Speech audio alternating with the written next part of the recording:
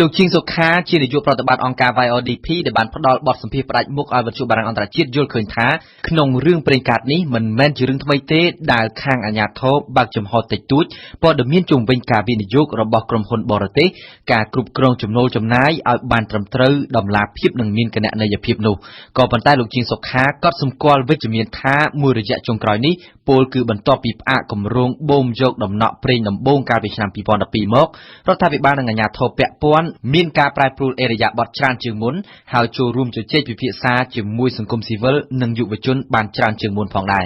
ហើយបើការពន្យាពេលបូមយកប្រេងកាតនេះកាន់តែយូរគឺអាចទុកលទ្ធភាពឲ្យប្រទេសកម្ពុជាពង្រឹងខ្លួននិងសិក្សាត្រៀមលក្ខណៈឲ្យបានកាន់តែល្អថែមទៀតផងបើតាមនាយកប្រតិបត្តិអង្គការ YODP ដដែលក្នុងវិស័យប្រេងកាតកម្ពុជានៅមានការខ្វះមុខខ្វះក្រោយយន្តការច្បាប់បទដ្ឋានគតិយុត្តផ្សេងៗរួមទាំងធនធានមនុស្សនិងអ្នកជំនាញការជាជនជាតិខ្មែរចំណែកលោកជាសុជាតិអគ្គនាយករងនៃអគ្គនាយកដ្ឋានប្រេងកាតរបស់ក្រសួងរាយនឹងធម្មពលដែលបានចូលរួមក្នុងការជជែកពិភាក្សារបស់អង្គការ YODP នៅថ្ងៃទី5កញ្ញាបានទទួលស្គាល់ថាធនធានមនុស្សខ្មែរក្នុងវិស័យប្រេងកាតនៅមានភាពយឺតយ៉ាវបន្តិចមែនលោកបញ្ជាក់ថាអ្នកជំនាញការខ្មែរមានប្រមាណតែ50នាក់ប៉ុណ្ណោះនៅនាយកដ្ឋានរបស់លោកជាសុជាតិជំរុញឲ្យយុវជនខ្មែរសិក្សាជ្រើសរើសយកជំនាញផ្នែកប្រេងកាតនេះដើម្បីចូលរួមចំណែកអភិវឌ្ឍវិស័យថាមពលជាតិយ៉ាងណាក៏ដោយនៅចំពោះមុខអ្នកកាសែតជិត10នាក់លោកជាសុជាតិពុំបានជម្រាបថាថវិកាប៉ុន្មាន100លានដុល្លារនោះទេដែលក្រុមហ៊ុនបរទេសវិនិយោគនៅក្នុងវិស័យប្រេងកាតនៅកម្ពុជាក៏ប៉ុន្តែលោកជម្រាបបញ្ជាក់ថា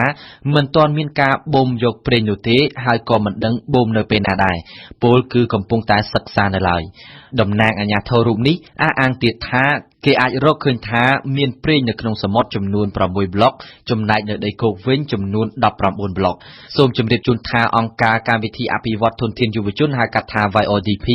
រៀបចំការជជែកពិភាក្សារឿងប្រេងកាតជាមួយនឹងយុវជនប្រមាណជិត30នាក់នៅថ្ងៃទី5កញ្ញាឆ្នាំ2015នៅសន្តាគារ Imperial Garden ក្នុងក្រុងភ្នំពេញដោយមានការចូលរួមពីអ្នកជំនាញមកពីកោះទីម៉ូខាងកើតសង្គមស៊ីវិលនិងតំណាងនាយកដ្ឋានប្រេងកាតរបស់ក្រសួងរាយនឹងធម្មពល